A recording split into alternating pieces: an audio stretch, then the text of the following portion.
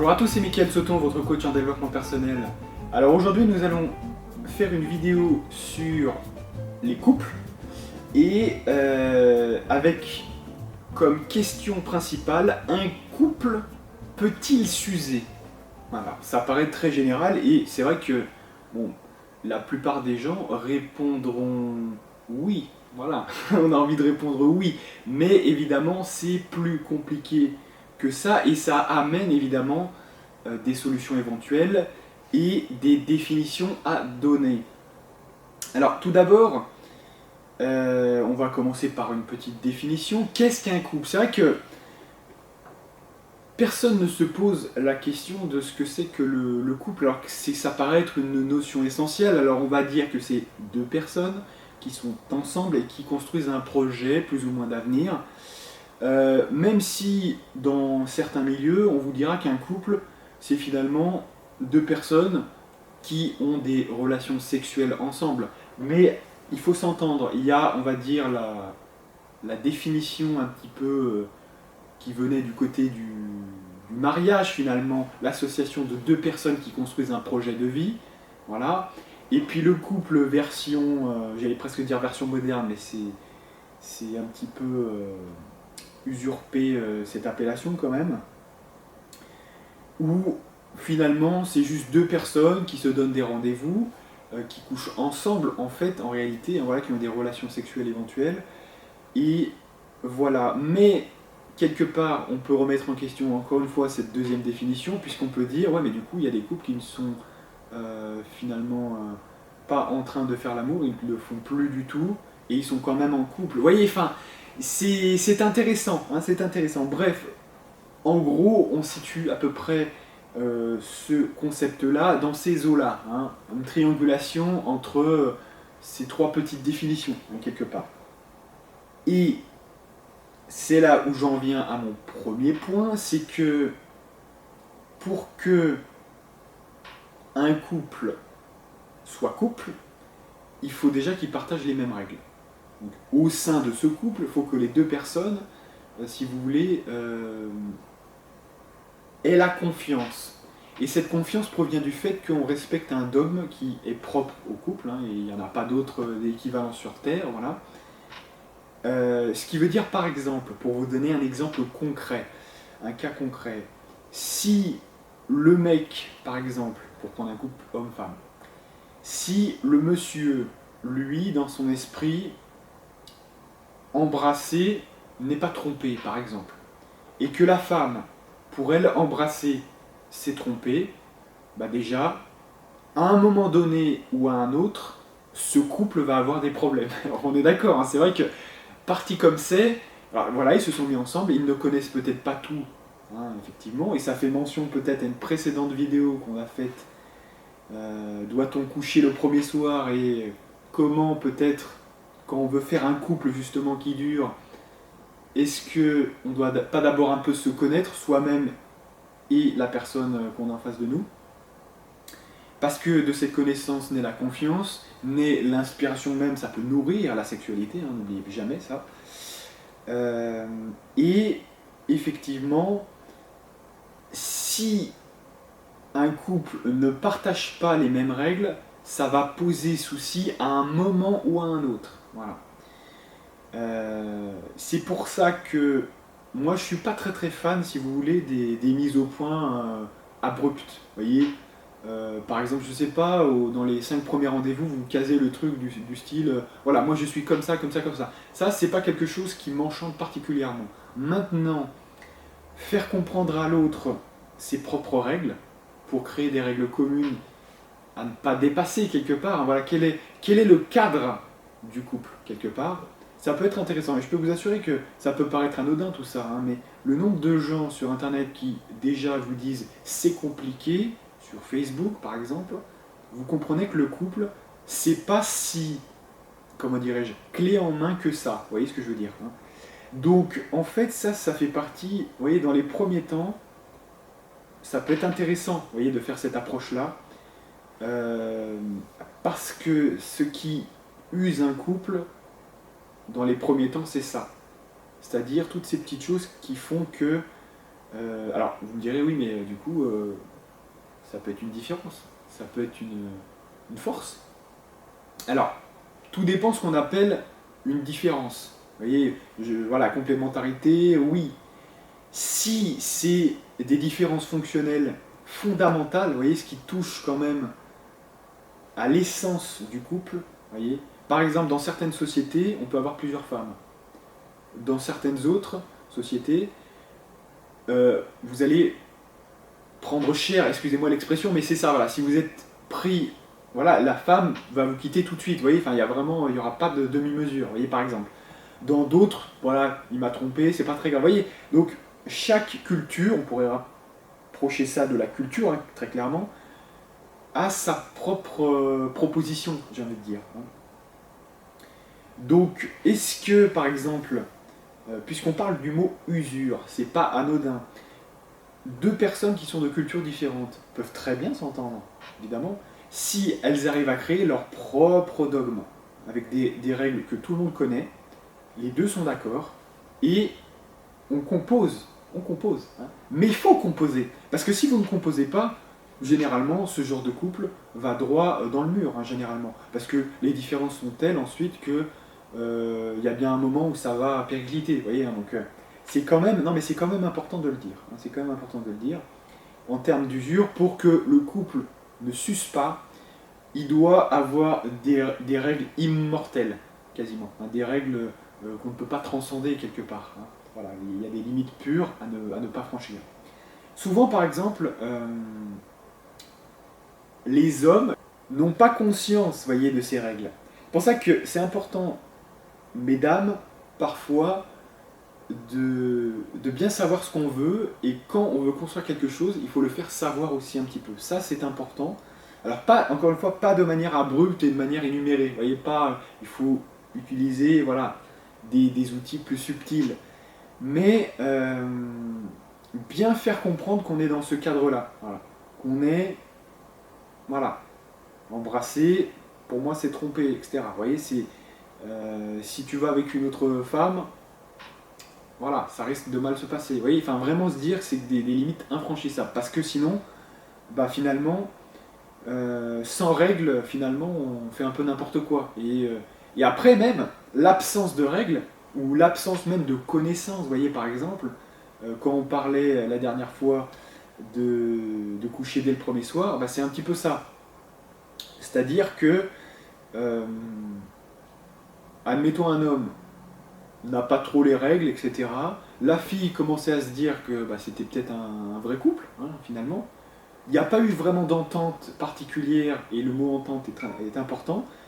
Et de ce point de vue-là, voilà, l'homme fait quelque chose qui déplaît, et c'est la fin de tout ça. Voilà. Donc, c'est pour ça que je vois très souvent des gens dire que voilà, on définit pas trop très vite, mais je pense que c'est une erreur. Vous voyez, je pense que c'est une erreur parce que finalement, choisir c'est un peu renoncer, mais en même temps c'est un peu se sécuriser, vous voyez aussi, quelque part.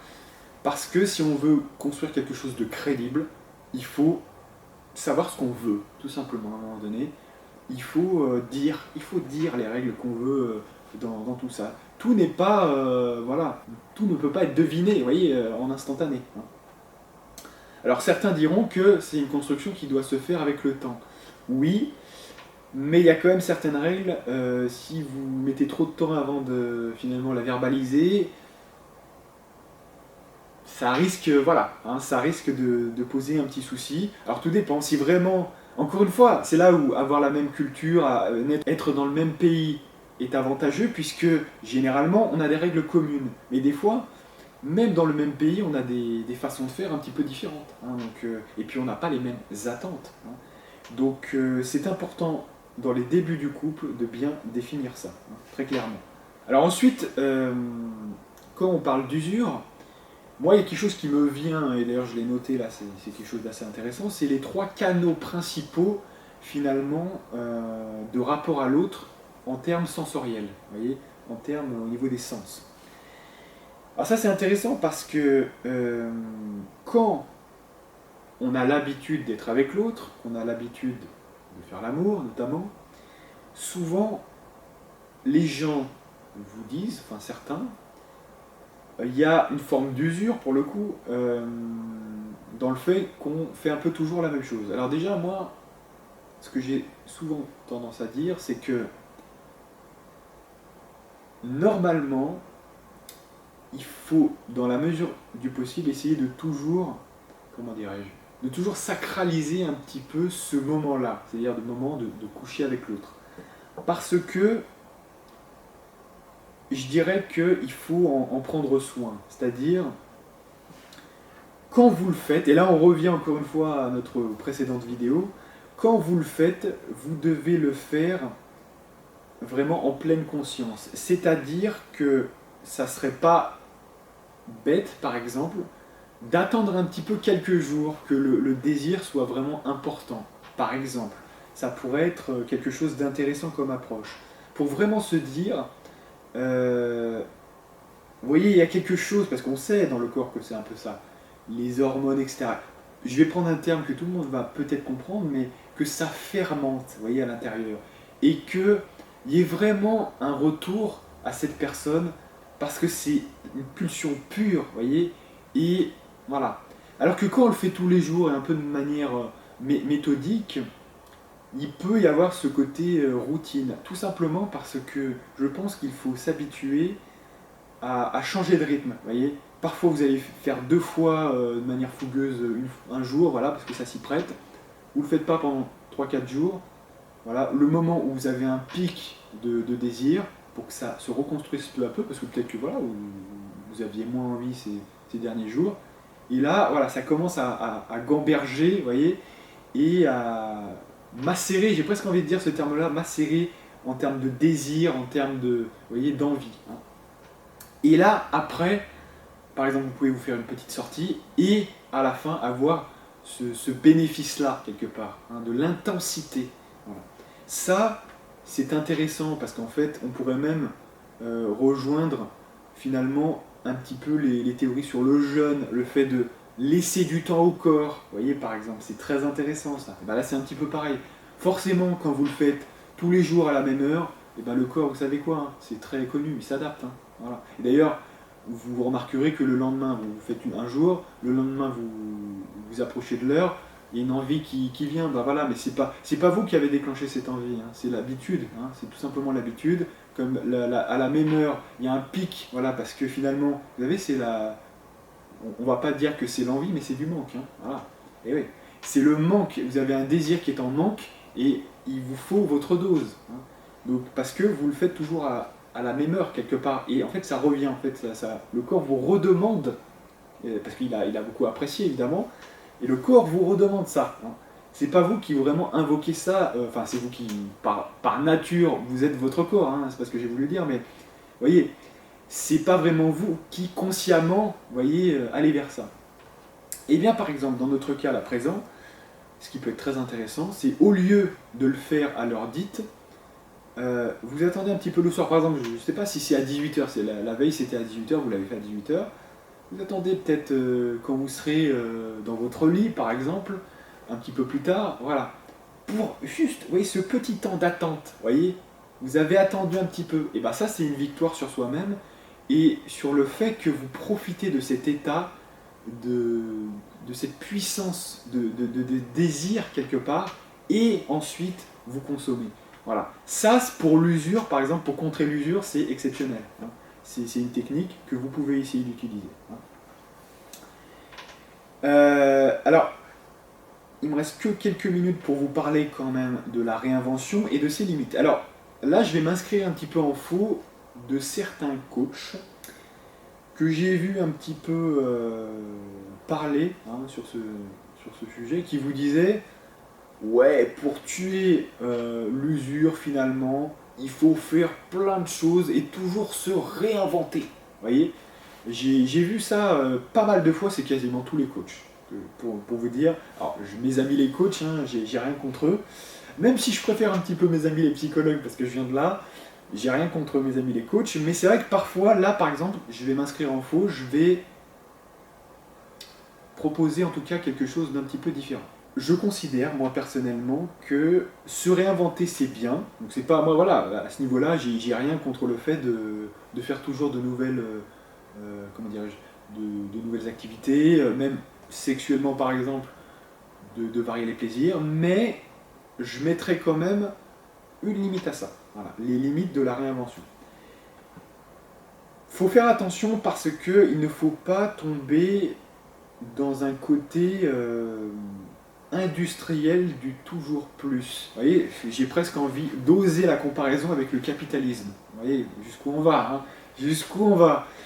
Mais pourquoi? Parce que je crois que, vous savez, cet esprit un petit peu de se dire, donc on couche ensemble, et ouais, on s'ennuie, on s'ennuie, on s'ennuie. Donc on va rajouter la menotte. Après, on va faire voilà, des séances de domination, puis il faudra que ça aille de plus en plus loin. Après, il faudra se faire fouetter, etc., pour vraiment ressentir ce plaisir qui n'est plus là. Et puis, il faudra, vous voyez, faudra aller de plus en plus loin, jusqu'à des trucs un peu même glauques et sales. Et je me dis attention quand même à cette réinvention, que ça ne soit pas un leurre. Et ce que je voudrais dire quand même, c'est que des fois, ne serait-ce que de passer par le toucher, par exemple, de passer par le toucher, par les paroles, par les regards, des choses simples, vous voyez, des choses simples, ça suffit, vous voyez, à se reconnecter, vous voyez, vraiment avec l'autre. Il n'y a pas besoin, si vous voulez, d'augmenter toujours, de trouver des outils, des appareils, vous voyez, externes pour essayer d'être inventif, des jeux de rôle, voilà, de je ne sais quoi, policier, machin, voilà. Bon, c'est marrant, mais ça doit pas être l'essentiel, vous voyez ce que je veux dire. Encore une fois, là, c'est pour ça que c'est beau d'une certaine manière, c'est que c'est la question du jeu intérieur. Il y a cette idée que c'est à l'intérieur qu'on doit être plein, et on doit magnifier l'autre sans, voilà, sans superflu. Vous devez pouvoir être en capacité d'éprouver un énorme plaisir sans aucun attirail. Si avec de l'attirail vous éprouvez du plaisir, tant mieux, mais sans, voilà, en toute simplicité, l'acte en lui-même. Et c'est pour ça que là, dans cette idée-là, faire fermenter entre guillemets la libido est parfait, parce que du coup, vous avez votre libido, votre couteau, si je puis dire, et rien d'autre, vous voyez, hein, c'est un petit peu ça. Pour ne pas reprendre une expression bien connue, hein, voilà. Donc voilà, vous voyez, en toute simplicité, et voilà, et comme ça on est juste face à l'autre, dans son simple appareil, et on en profite, vous voyez. Alors, petit conseil très rapide, hein, pour finir cette vidéo, messieurs, par exemple, je sais que vous êtes très visuels, hein, vous aimez parfois voir le visage de votre partenaire, voilà, mais je peux vous recommander, par exemple une fois, juste de fermer les yeux et d'essayer de faire l'amour avec l'ouïe et le toucher. Voilà. Petit exercice pour vous, hein, si vous voulez essayer, ça pourrait être intéressant, pour voir ce qui change, qu'est-ce qui se passe. Qu'est-ce qui se passe quand j'utilise uniquement ces deux sens et pas le côté visuel, vous voyez. Et vous verrez que les couples qui sont les plus puissants sexuellement et qui durent le plus et qui s'usent le moins sexuellement, et même globalement, c'est ceux qui ont le même rythme sensoriel au niveau du toucher, au niveau de l'ouïe, vous voyez, ils s'écoutent beaucoup, vous voyez, tout ça a du sens, hein, quand même. Et voilà, hein, petite proposition si vous voulez essayer. Et donc moi je vous donne rendez-vous pour de prochaines aventures avec de prochaines vidéos, et moi je vous dis à plus.